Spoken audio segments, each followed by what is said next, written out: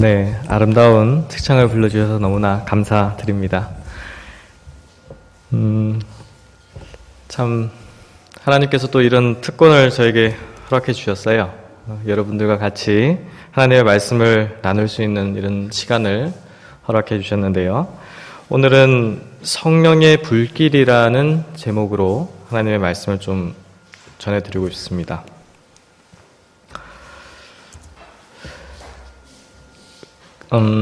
이 주제를 이제 생각을 하게 된 이유가요. 저희가 이제 뭐 조그마한 쓰레기나 이런 거를 소각장에서 이렇게 불을 떼어서 태우는 일들이 가끔 있는데요. 그 태울 때 좀 걱정이 돼요, 저는. 마음이 좁아서 그런지 이게 불이 붙으면서 이게 혹시 불이 딴 데로 가지 않을까 싶어가지고 주의 깊게 이렇게 살펴봅니다. 근데 살펴보면서 불을 자세히 이렇게 계속 쳐다보게 돼요. 불을 쳐다보면은 참 묘합니다. 참 아름답기도 하고 이쁘기도 하고, 근데 이 불이 너무 크게 커지고 번지면 또 위험하기도 하고, 그 특별히 이러한 불을 보면서 영적으로 왜 성령을 불로써 이렇게 표현을 하셨을까? 이제 그거를 이제 생각을 하게 되었어요. 그러면서 불을 보면서 좀 자세하게 불이 어떠한 특징들을 가지고 있지라는 것을 좀 생각을 해봤습니다. 그거와 성령과의 관계에 대해서 조금 생각을 해봤어요. 자, 기억절 말씀 우리가 다 같이 들으셨죠? 고린도전서 2장 10절에 있는 말씀인데요. 오직 하나님이 성령으로 이것을 우리에게 보이셨으니 성령은 모든 것 곧 하나님의 깊은 것이라도 통달하시느니라. 성령을 통해서 하나님의 깊은 것을 통달하도록 우리를 도우시고, 우리가 또한 그 속에서 진리를 깨달을 수 있다라는 것이죠. 그러한 진리를 깨달은 자들만이 바로 예수님의 재림을 기다린다고 하는 남은 백성들이에요. 그래서 이 성령을 간직하는 삶, 성령의 불길을 간직하는 삶이 그만큼 중요하다라는 것을 우리 모두가 알고 있습니다. 믿음과 경건의 보편적인 태보에도 불구하고 교회 안에는 그리스도를 진실히 따르는 사람들이 있다. 마지막 때가 되면 될수록 이 영적인 것에 대한, 신앙에 대한, 예수님에 대해서 점점 더 관심이 없어져요. 더 사모하는 마음들이 없어집니다. 퇴보예요. 그렇지만 그렇다 할지라도 교회 안에는 그리스도를 진실히 따르는 사람들이 있다. 누가 따르는지는 우리 인간이 볼 때는 몰라요. 그렇지만 하나님께서는 아십니다. 그러한 인간들을, 사람들을 하나님께서는 사용하실 계획들을 가지고 계시다라는 것을 알 수가 있죠. 그러한 자들에게 바로 경건의 부흥이 일어날 것인데요. 자, 불의 7가지 특징이라고 이렇게 분류를 했습니다. 자, 불을 한번 생각하면은 어떤 특징들이 생각이 드십니까? 자, 첫 번째는 밝아요. 네, 빛이 나요. 자, 두 번째는 이제 뜨겁다라고 하셨어요. 저도 이제 뜨겁다라는 표현을 쓸까 하다가 처음에는 따뜻하다라는 표현을 썼어요. 일단 따뜻하고 따뜻함이 강하면 뜨거워요. 그렇죠? 저는 이제 불을 이렇게 보면서 참 좀 따뜻하다라는 생각을 했었습니다. 네, 그런 따뜻함이 있고요. 세 번째는 불길이 하늘로 향해 있다. 불길이 땅으로 이렇게 가는 불은 없어요. 하늘로 향하는 불들만 있어요. 네 번째는 불길을 자세히 보면요, 그 모양이 일정한 모양들이 아니에요. 변화무쌍해요. 변화무쌍하다. 다섯 번째는요, 불이 날 때는 연기도 같이 나요. 연기가 같이 있어요. 그리고 여섯 번째는요, 불이 여럿이 모이면은 커집니다. 네, 커져요. 그리고 일곱 번째는요. 모든 것을 소멸한다.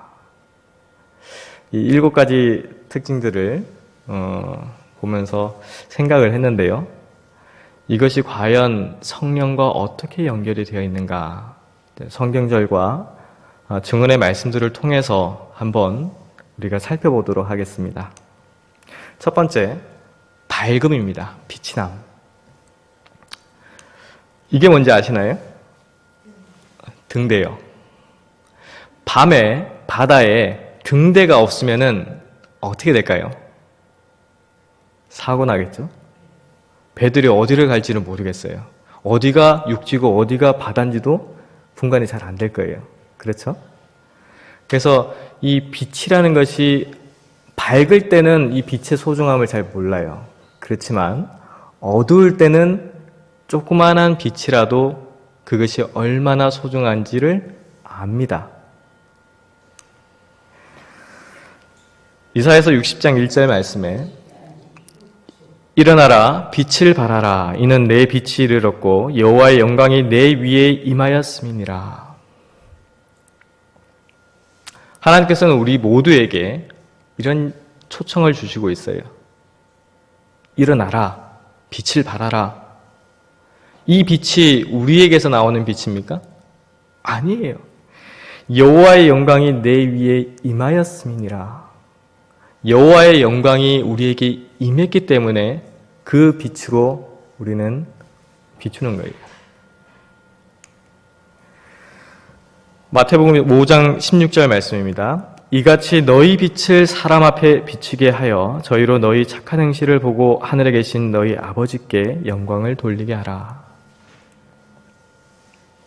우리가 빛을 가졌고 일어나서 빛을 발해야 되는 목적이 뭡니까? 아버지께 영광을 돌리게 하기 위한 목적이에요. 이것이 결코 나에게 영광을 돌리게 하기 위한 목적이 아니라는 것입니다. 그래서 우리가 하는 말이나 생각이나 행동이나 그러한 모든 것들이 참된 성령의 가르침대로 성령의 역사하심이 우리 마음 가운데 있다면 자연스럽게 우리의 하는 모든 일들이 하나님께 영광을 돌리는 일들로 꾸려 나갈 것이다 라는 것이죠. 우리의 감화가 언제나 축복이 되고 격려가 되고 향상시키는 것이 되기 위하여 그리스도의 정신이 우리의 품성과 행동을 지배해야 한다. 우리가 어떻게 그렇게 아름다운 빛을 반사할 수 있을까요? 발할 수 있을까요? 그리스도의 정신이 우리의 품성과 우리의 행동을 지배하고 있어야 됩니다. 이것이 한순간도 지배하고 있지 않으면 밝은 빛이 나오지가 않아요. 아름다운 빛이 나오지가 않습니다. 아무리 꾸미고 아름답게 보이려고 하고 밝게 보이려고 하고 그래도 밝은 빛이 나오지 않는다라는 것이죠. 우리의 사상과 우리의 말과 우리의 행동은 우리가 하나님께로서 난 사실과 그리스도의 화평이 우리 마음을 지배하고 있음을 증거해야 한다. 마음의 즐거움이 없이, 마음의 화평이 없이 어떻게 얼굴로나 말로서 그것을 나타낼 수 있나요? 꾸민다고 꾸밀 수는 있어요. 그렇지만 그 꾸밈은 진실이 아니죠. 결국에는 거짓으로 드러나는 꾸밈이에요. 하나님께서는 우리 모두에게 원하시는 모습은 그런 꾸밈의 삶이 아니라라는 것입니다. 그러기 위해서는 어떻게 해야 되느냐? 예수 그리스도의 정신이 우리의 품성과 우리의 행동을 지배하도록 맡겨야 된다라는 것이죠. 그것이 성령이 함께하는 자의 삶입니다.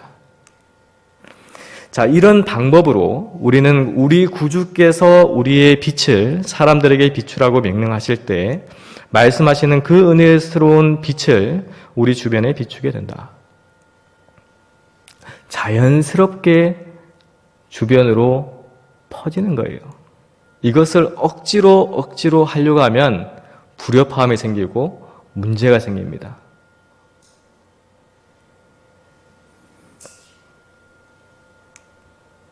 성령의 감동에 흠뻑 젖음으로 인간은 거룩한 대리자들과 협력하기 위하여 자기 자신을 바칠 것이다.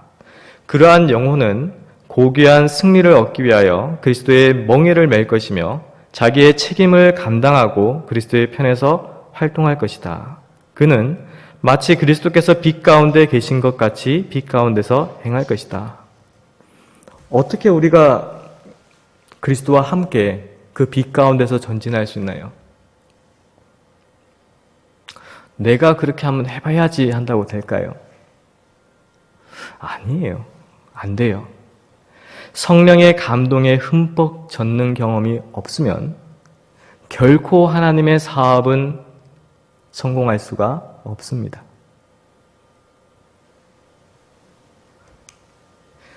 자, 두 번째, 따뜻함에 대해서 한번 볼까요? 자, 따뜻함. 불이 있으면은 특히 겨울철에는 불 가로 가기를 원해요. 따뜻하기 때문에. 그래서 너무 가까이 가면 어떻습니까?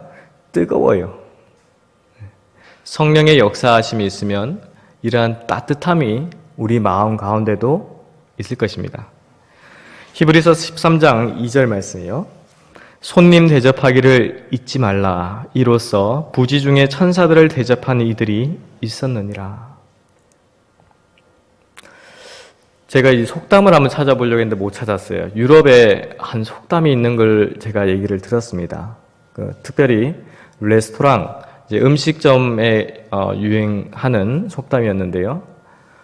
그래서 정말 헌신적으로 그 주인이 손님을 대접하고 손님을 이렇게 접대를 하지 않으면 천사도 그곳에 방문하지 않는다라는 그런 속담이 있었던 것 같아요. 제가 찾아보려고 했는데 못 찾았어요. 그 대신에 성경 말씀에 그것이 기록이 되어 있습니다.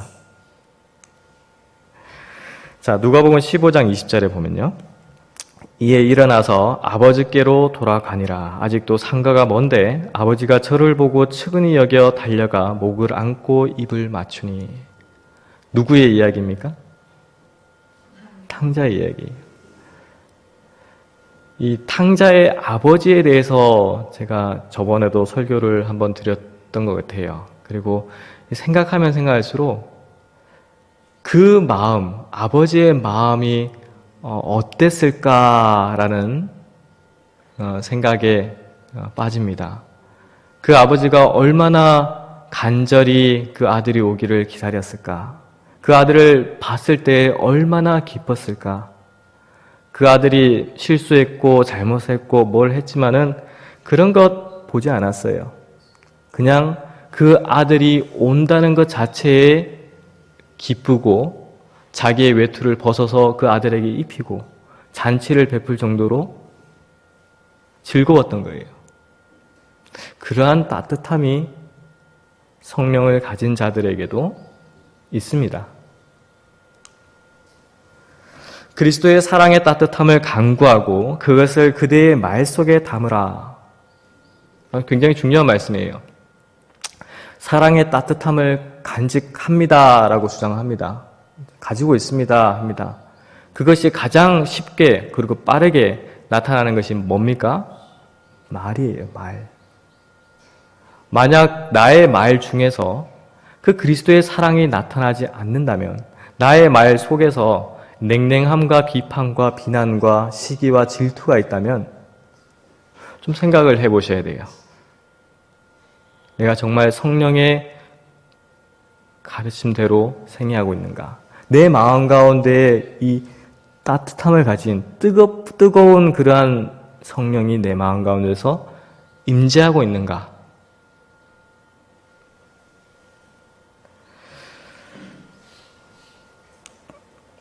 믿음은 영혼에게 있어서 활력의 근원이 된다. 믿음이 있는 곳엔 따뜻함과 건강과 언행의 일치와 건전한 판단이 따른다.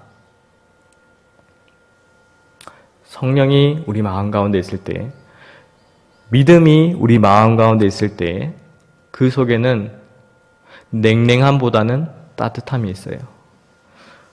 그리고 병듦보다는 건강이 있습니다. 그리고 언행의 불일치보다는 언행의 일치가 있어야 돼요.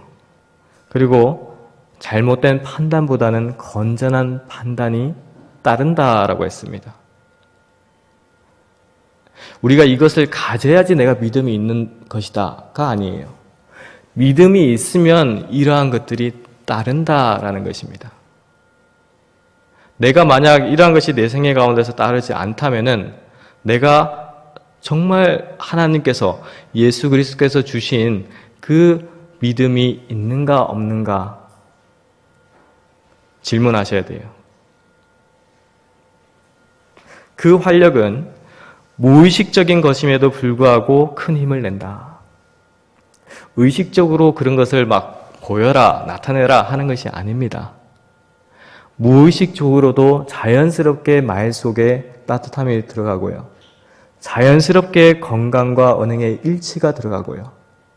자연스럽게 건전한 판단이 우리 생애 가운데서 나타나는 것입니다. 그게 바로 믿음이 있는 자의 생애고 성령의 인도함을 받는 자의 생애입니다. 자, 세 번째가 불길이 하늘로 향함입니다. 불길이 하늘로 향함. 이게 참 신기했어요. 우리가 불을 보면서 그런 생각을 물론 하신 분들도 계실 거예요. 근데 저는 이때까지 보면서 이제 그런 생각을 굳이 안 했습니다. 그냥 자연스러운 거겠지. 근데 자세히 이렇게 보니까요, 하늘로 향하고 있어요. 불들이 다. 신기해요. 제가 개인적으로 좋아하는 성경절인데요. 빌립보서 4장 13절 말씀입니다. 내게 능력 주시는 자 안에서 내가 모든 일을 할 수 있느니라. 그런즉 너희가 먹든지 마시든지 무엇을 하든지 다 하나님의 영광을 위하여 하라. 하늘로 향하고 있다라는 말, 그것을 생각을 해보면 그 모든 시선과 관심과 목적과 그러한 모든 이루고자 하는 그러한 길이 다 하늘, 하나님을 향하고 있고 예수 그리스도를 향하고 있어야 한다라는 겁니다. 불길이 실물 교훈으로서 우리에게 가르침을 주고 있어요. 우리는 결코 만족한 상태에서 휴식을 취하며 나는 구원받았다고 말하면서 발전을 중단해서는 안 된다. 이 음성, 이러한 마음, 이거 조심하셔야 돼요. 나는 구원받았어. 나는 성령 받았어. 나는 다 뭐 했어. 이 생각에 사로잡혀서 이것이 하나의 어떤 뭐랄까요?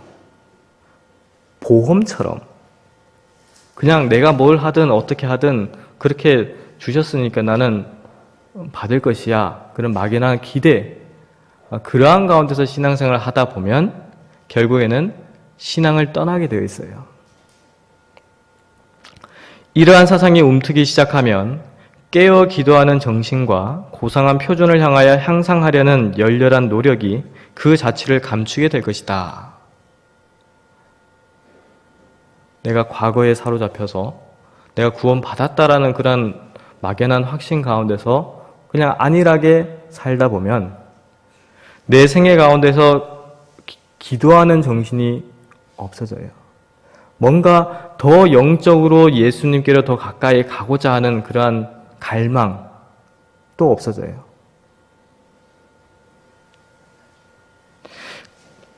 그 다음 말씀이 좀 어떻게 보면 두려운 말씀으로 들릴 수도 있는데요. 그리스도께서 오셔서 우리가 하나님의 도성으로 들어가는 문을 통과할 때까지 이런 말을 하는 사람이 성화된 사람들 가운데는 없을 것이다. 하나님의 도성에 들어가는 문을 통과할 때까지 내가 만약 이러한 말을 하거나 마음이 있거나 그러한 가운데 신앙생활을 한다고 하면 그러한 사람들은 하늘 문에 들어갈 수도 없다라는 것입니다. 왜요? 하늘 도성 문에 들어가는 사람은 오직 성화된 사람들, 거룩한 사람들, 예수 그리스도와 친밀히 교제하고 있는 산연합하고 있는 자들만이 들어갈 수 있기 때문이에요. 모든 사람은 진리를 순종함으로 자기의 심령을 순결케 해야 한다. 진리를 아는 것으로 충분할까요? 내가 하나님을 알고 예수님을 알고 재림에 대해서도 알고 안식에 대해서 내가 압니다. 그것으로 충분하다라고 말씀해 주고 있나요? 아니에요. 진리를 순종함으로, 분명히 말씀을 주고 있죠. 진리를 순종함으로 자기의 심령을 순결케 해야 한다. 진리에 순종할 때에 우리의 심령이 자연스럽게 깨끗하게 되는 것입니다. 하나님께만 영광을 돌리고 자하는 마음으로 자기를 낮추고 예수님과 그분의 은혜를 높여야 한다. 자, 하나님께만 영광을 돌리기 위해서는 자연스럽게 내 자신은 낮추어지는 것입니다. 거기에서 굴복이 있는 거예요.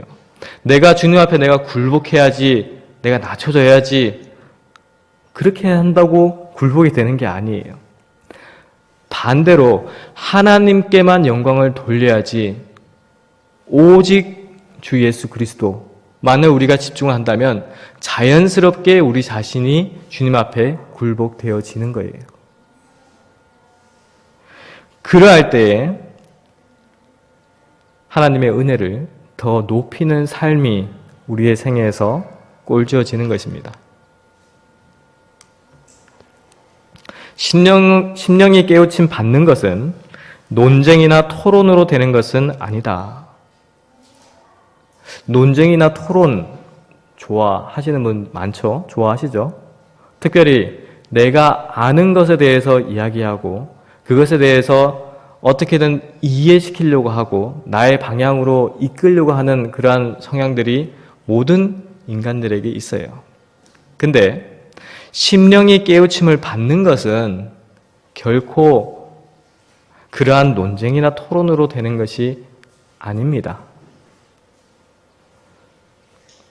어떻게 함으로 심령의 깨우침을 받을까요? 어떻게 함으로 변화가 있을까요? 우리는 쳐다보고 살아야 한다. 쳐다보아야 합니다. 이 얘기를 굉장히 많이 들으셨을 거예요. 신앙생활하면서 우리는 예수 그리스도를 쳐다봐야 됩니다. 갈바리 십자가를 봐야 됩니다. 왜 하나님께서 반복적으로 계속 증언의 말씀을 통해서 기록을 해두셨을까요? 그게 길이기 때문이에요. 그 속에는, 그 말 속에는 모든 것이 해결되는 해결법이 있기 때문이에요.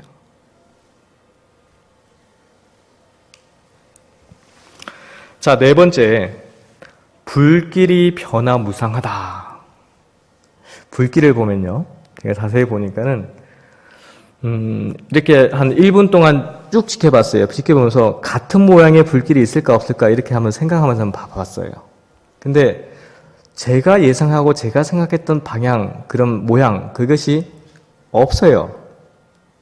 그래서 불길이 참 변화무쌍하다라는 생각을 했는데요. 왜 이 변화무쌍한 불길을 우리에게 보여주시고 이것이 영적으로 어떤 의미를 또 가지고 있을까 생각해보니까 이 성경절이 기억이 났습니다. 고린도전서 12장 4절로 7절 말씀인데요. 은사는 여러 가지나 성령은 같고 직임은 여러 가지나 주는 같으며 또 역사는 여러 가지나 모든 것을 모든 사람 가운데서 역사하시는 하나님은 같으니 각 사람에게 성령의 나타남을 주심은 유익하게 하려 하심이라. 같은 불이에요. 한 불이에요. 그렇지만 그 불길의 모양들은 각각 다 달라요. 그렇죠? 성령, 한 성령입니다. 하나님께서 주시는 거룩한 불, 성령이에요. 그렇지만 그 성령이 우리 각자의 마음 가운데서 역사하는 모양은 달라요. 다를 수가 있어요. 그래서 은사도 다르고 성령의 역사하심도 다릅니다. 그렇지만 결국에는 공통되게 공통점으로 들어가요. 그것이 바로 같은 불에서 나왔다면 예수 그리스도께로 우리 모두가 마음이 합해지는 것입니다. 요한복음 3장 8절 말씀이에요. 바람이 임의로 불매 내가 그 소리를 들어도 어디서 오며 어디로 가는지 알지 못하나니 성령으로 난 사람은 다 이러하니라. 참 이 표현을 너무나 잘 하셨다라고 생각해요. 성령을 설명하실 때 하나님께서 바람으로서 또 비유를 하시고, 우리가 바람은 언제 어디서든 우리가 자연계 가운데서 볼 수가 있잖아요. 그래서 그 바람이 어디서부터 시작해서 어디로 가는지는 몰라요. 그렇지만 바람이 불고 있구나 하는 것은 나뭇잎이 흔들리는 것을 보고, 아니면 내 머리카락이 흔들리는 것을 보고 시원함을 느끼면서 알아요. 성령이 어떻게 우리 안에서 역사하여 욕심을 극복하고 자만심과 시기심과 이기심에 대하여 승리하게 되는가 하는 것은 성령만이 알 수 있는 일이다. 이 말씀을 자세히 잘 보셔야 돼요. 자만심과 시기심과 이기심이 없다라고 하는 것이 아니라 욕심이나 자만심과 시기심, 이기심에 대하여 성령이 승리하도록 해주신다라는 것입니다. 우리는 그 경험 가운데서 살고 있어요. 내가 원하는 나의 어떤 정욕이나 욕심이나 나의 의지나 나만의 어떤 생각이나 그런 방향으로 하기를 원하지만 하나님께서 그 순간에 내 마음 가운데에서 음성을 주실 때가 있어요. 그것이 하나님의 길이 아니다, 뜻이 아니다. 그럴 때 그 음성을 주의 깊이 듣고 그 음성에 따라서 내가 생각했던, 내가 욕심 부렸던 모든 것들을 주님 앞에 자복하고 포기하고 하나님께로 돌아가는 삶, 그러한 삶 가운데서 신앙생활 하실 거라고 생각을 합니다. 그러한 일들이 누가 하신 일이다라는 것이죠? 성령이 하신 일이다. 내가 언제 그런 일이 있었지, 내가 언제 그렇게 했지, 그거는 알 수가 없어요. 그렇지만 그 순간순간 역사하시는 성령에 의해서 그러한 인간으로 볼 때는 도저히 불가능한 것을 하나님께서는 가능하게 이루신다라는 것을 경험하고 사는 것입니다. 자, 다섯 번째, 연기가 같이 나요. 불이 피면은 연기가 같이 이렇게 올라갑니다. 그 연기를 보면서 이 생각이 들었어요. 요한계시록서 8장 4절입니다. 향연이 성도의 기도와 함께 천사의 손으로부터 하나님 앞으로 올라가는지라. 불이 있으면요, 연기가 있어요. 성령이 있으면요, 그 향연으로 표현된 기도가 항상 함께 하는 것입니다. 그것이 성령의 불길로서 사는 삶이에요. 특별히 연기가 어떤 때 더 많이 나는지 혹시 아십니까? 연기가 어떨 때 많이 나던가요? 덜 탈 때도 많이 나요. 그리고요, 저는 그저께 보면서 불이 거의 끝나갈 때쯤 되니까요, 연기가 엄청 많이 확 올라와요. 그걸 보면서 참 여러 가지 생각을 좀 했습니다. 두 가지를 생각했는데요. 첫 번째는 이 마지막 때라고 하는 이때에 이 마지막 순간, 이 순간에 더 많은 기도로서, 더 많은 간구로서 성령의 이끄심에 따라 우리가 살아야겠구나 하는 생각을 했고요. 또 한 가지는 우리가 개인적으로 우리 각자가 하나님께서 허락해 주신 시간들이 있어요. 수명이 있어요. 그 수명 가운데서 내가 나이가 들어서 약해지고 연약해지고 흙으로 돌아갈 시간들이 가깝다 할 때에 더 많은 기도로서 하나님 앞에 간구해야겠구나 하는 생각을 했어요. 이스라엘의 기도와 함께 올라가는 향연은 그리스도의 공로와 중보, 곧 그분의 완전한 의를 표상하며 그것은 믿음을 통하여 그분의 백성에게 전가된다. 그것만이 죄 많은 인간들의 예배가 하나님께 간합될 수 있도록 한다. 그래서 오직 예수 그리스도라고 하는 거예요. 우리의 기도나 우리의 생애나 우리가 예배를 드릴 때나 그 모든 것이 결코 예수 그리스도의 보혈 없이는 하나님께 간합받을 수가 없는 것입니다. 예수 그리스도와 산 연결이 되지 않고는 하나님의 일을 할 수가 없는 거예요.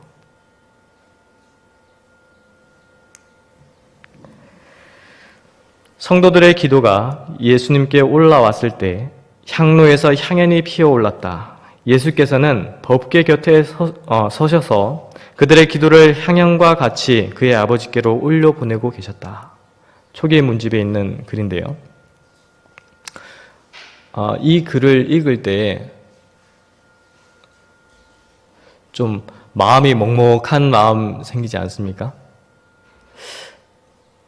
정말 보잘것없다라고 생각되고 참 점과 흠이 많다라고 하는 내 자신인데 그러한 내 자신의 기도, 간구 그것이 향연처럼 연기처럼 예수님께로 상달되고 예수님께서는 그것을 기다리고 계시는 거예요.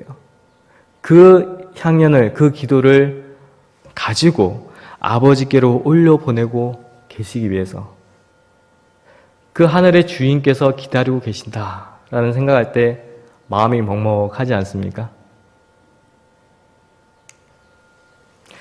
여럿이, 여섯 번째입니다. 여럿이 모이면 커짐입니다. 여럿이 모이면 커짐. 불을 피워보면요. 처음에는 큰 불로 시작하지 않아요. 작은 불쏘시개, 작은 불로 시작합니다. 근데 이 불이 불과 만나면요. 엄청 커져요. 그래서 어떤 때는 이제 소각장에서 태우다 보면은 겁날 때가 있어요. 겁날 때가 있어요. 이거 큰일 나는 거 아닌가.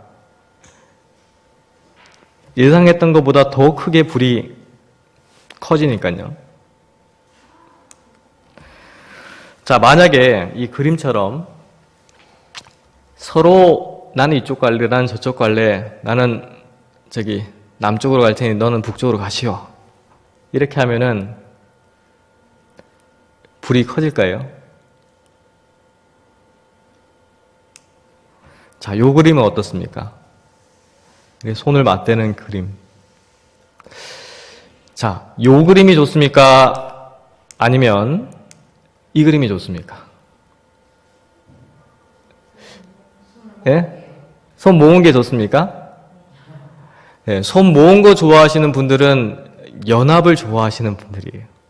요거를 좋아하시는 분들은 우리 각자의 삶에 대해서 좋아하시는 분들이에요. 근데 하나님의 말씀을 통해서 볼 때 마지막 때가 되면 될수록 연합하라 라는 말씀이 나와요.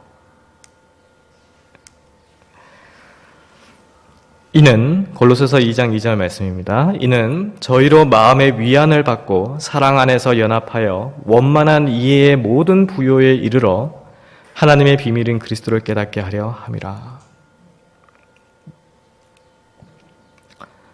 왜 연합합니까? 왜 그리스도 안에서, 예수님 안에서 우리가 서로 연합하려고 합니까? 그 속에서 마음의 위로를 받을 수 있고요. 정말 예수 그리스도의 사랑이 무엇인가, 내가 믿고 내가 바라고 내가 보고 있는 예수 그리스도의 사랑, 옆에 있는 형제 자매도 똑같이 가지고 있네? 그런 거예요. 서로 확인하고 서로 위안받고 서로 힘내면서 예수님께로 더 가까이 가고자 하는 그러한 목적을 가지기 위해서 연합이 있는 것입니다. 그 속에서 그리스도를 깨닫는 그러한 일들이 생기는 거예요. 자, 시편 133편 1절입니다. 형제가 연합하여 동거함이 어찌 그리 선하고 아름다운고.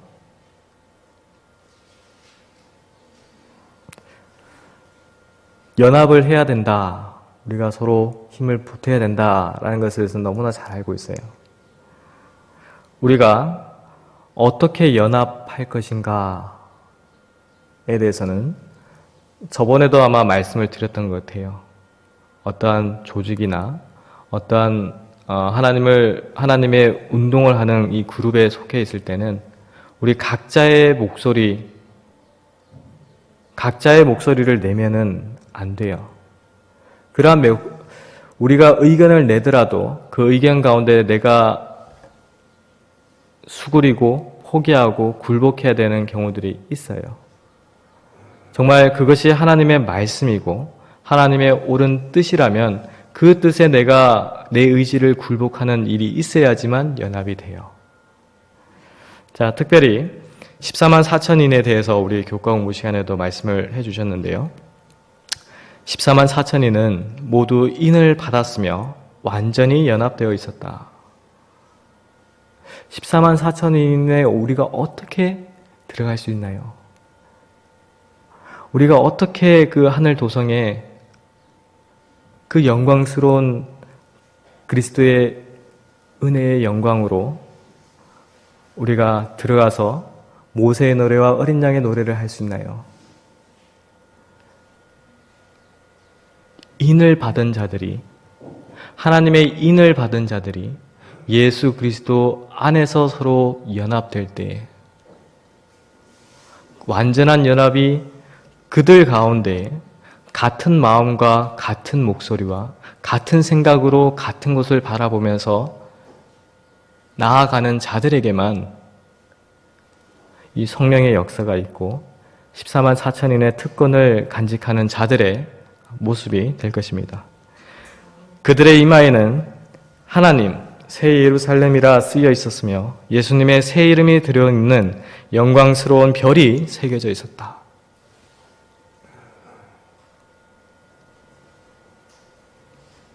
항상 하늘을 바라보고 하늘을 생각하고 하늘을 사모하며 하늘에 대해서 이야기하기를 좋아하는 자들에게는 그 하나님께서 그 이마에다가 그 머리에다가 새 예루살렘 하나님 그 예수님의 새 이름이 그 생애에 각인되어 있다라는 것입니다. 각인되어 있는 삶이에요. 이것은 그냥 썼다가 지웠다가 썼다가 지웠다가 하는 삶이 아니고 하나님께서 인치셨고 하나님께서 각인하셨고 이것은 변할 수 없는 것입니다. 그게 14만 4천인이에요. 신체의 모든 다른 지체들이 연합하여 온 몸을 이루고 각 지체가 온 몸을 주관하는 머리에 순종하여 각자의 직책을 수행하듯이 그리스도 교회의 교인들은 하나의 균형진 몸 안에 연합하여 온몸이 성화된 머리에 복종해야 한다. 서로 머리가 되려고 하면은 뭔가 문제가 있는 거예요. 여러 은사로서 각 지체의 역할을 하나님께서는 주셨다라는 것을 우리 몸을 통해서 볼 수가 있습니다. 그러한 균형진 몸 안에서 연합이 되는 거예요. 그 머리는 반드시 성화된 머리여야 합니다. 이것이 개인적으로는 예수 그리스도가 될 수가 있어요. 성령을 통한 예수 그리스도가 바로 우리의 생애의 머리가 되어야 되고요. 우리가 조직적으로 볼 때는 대총회에 대해서도 우리가 존중을 해야 됩니다. 그리고 대총회에서 심우하고 있는 목사님들이나 사역자들에 대해서도 우리는 존중 그리고 존경을 가지고 있어야 돼요. 그러할 때에 연합이 돼요. 만약 그 머리를 무시하거나 경시한다면은 그것은 연합이 깨질 수밖에 없죠. 네. 자, 7번째가 모든 것을 소멸함입니다.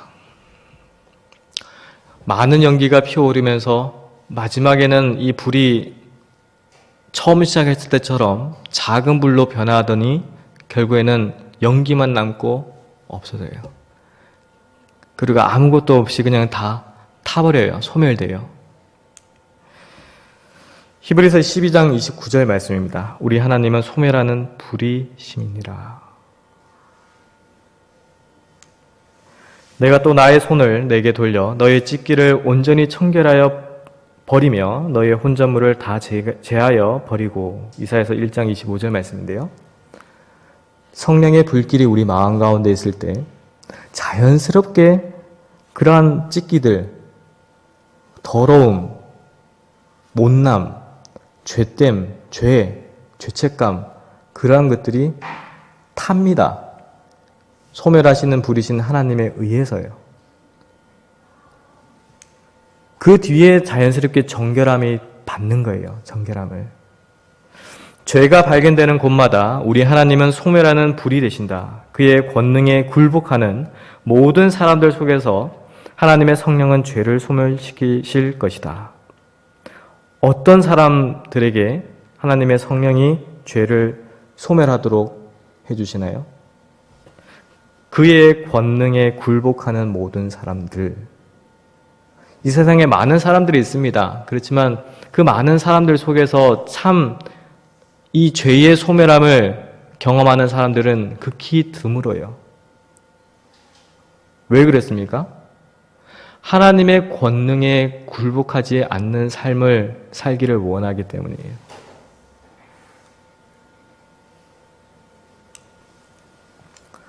우리는 거룩한 것에 속된 것을 섞을 위험에 처해 있다.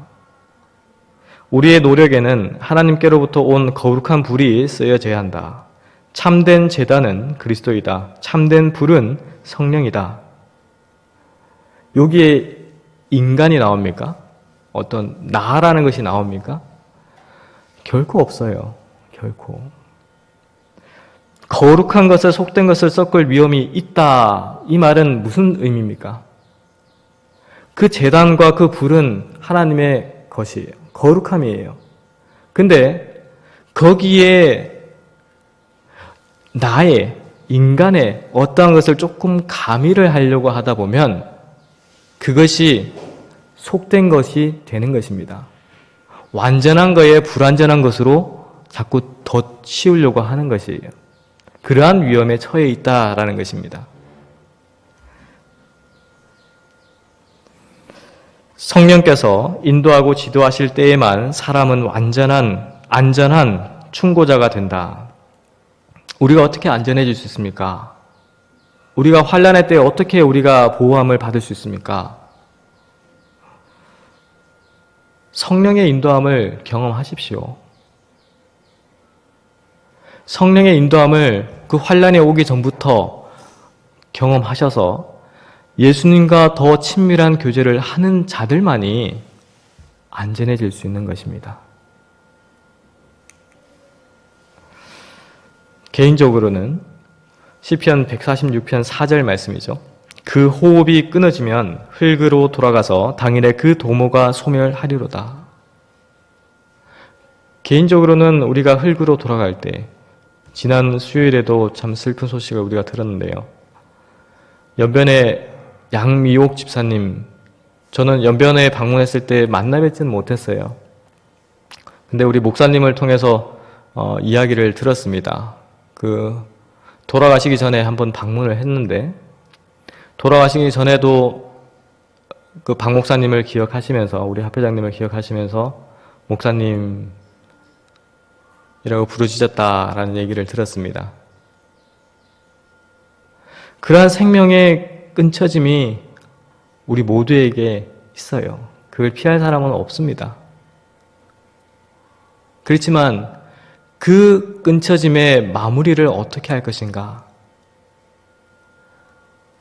제가 저번 1월 달이죠. 논산의 전주환 장로님 아시는 분들도 계실 거예요. 그 전주환 장로님 돌아가시기 전에 병원에 방문하고 굉장히 눈물을 많이 흘렸는데요. 그분의 생애 가운데 어떠한 생애를 살았는지는 제가 잘 모릅니다. 그렇지만 그 생애의 마지막이 어떠한지는 제가 봐서 압니다. 저희가 방문할 때 이 하얀 봉투를 손에 꾹 쥐시면서 이제 그 얘기를 하셨어요. 목사님, 저의 마지막 11금입니다. 그 얘기를 딱 하시고 찬미를 한 곡 불러주십시오 라고 했어요. 그 전까지는 말씀도 못 하셨어요. 일어나지도 못했죠. 눈도 뜨는 거를 힘들어 하셨어요. 근데 찬미가 주 안에 있는 나에게, 주 안에 있는 나에게, 그 노래를 부를 때에 있는 힘껏 정말 몸 안에 있는 모든 진기를 다해서 찬미를 부르더라고요. 그 찬미를 부르시고 나서 저희가 그런 만남을 하고 나서 이틀 후에 돌아가셨어요. 저는 참 많은 감명을 받았는데요. 참된 성도의 마지막이 주 안에 잠드는 자의 모습이 이 모습이 아닐까 생각을 할 정도로 그러한 좋은 경험을 했었습니다. 그러한 일이 그냥은 안 돼요. 그냥은 안 되고 하나님의 성령의 임재하심이 항상 있는 자들에게만 그러한 일이 일어나는 것입니다. 그 일이 이루어지기 위해서는 우리의 신뢰를 하나님께 두고 우리의 정신과 우리의 의지와 우리의 그러한 모든 목표와 그러한 길을 주님 앞에 온전히 둘 때에만 그러한 일이 이루어짐을 알 수가 있습니다. 자, 그래서 마지막으로 이 불을 보면서 7가지 특징을 이제 살펴봤는데요. 성령의 불길의 7가지 특징을 좀 정리를 해봤습니다. 첫 번째는 하나님의 영광으로 빛이 나는가? 우리 각자 스스로에게 질문을 해주시면 감사하겠습니다. 하나님의 영광으로 빛이 나고 있는가 나는? 두 번째, 생각과 말과 행동에 따뜻함이 있는가? 모든 영광이 하나님께로 향하는가? 다양한 역량으로 하나님께 충실하고 있는가?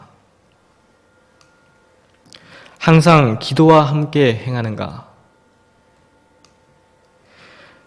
예수 그리스도 안에 서로 연합하는가? 온전한 헌신을 드리고 있는가? 이 질문을 우리 각자가 질문하고 하나님의 성령이 내 마음 가운데서 역사하고 있는가? 주님, 이러한 부분이 제가 부족합니다. 그러면 하나님께 간구하면서 그 성령의 역사하심이, 성령의 임재가 내 마음 가운데 온전히 있기를 제가 간절히 원합니다.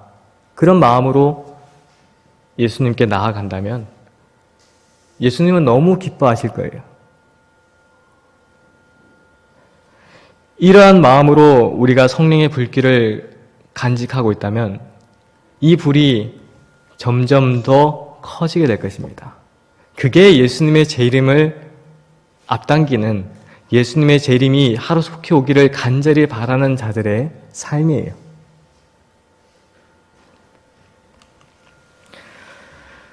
이 불길처럼 우리 각자의 마음 가운데 성령 하나님께서 역사하셔서 우리 모두가 자그마한 불이라도 서로가 맞대고 서로가 협력하고 서로가 연합해서 이 세상에 그 불을 보면서 따라오고 그리고 그곳에 더 가까이 가기를 원하는 그러한 하나님의 백성들을 부르는 데에 우리 모두가 그 맡겨진 사명들을 충실히 이행하는 하나님의 백성들이 되시기를 바라면서 오늘 이 시간 말씀을 마치도록 하겠습니다.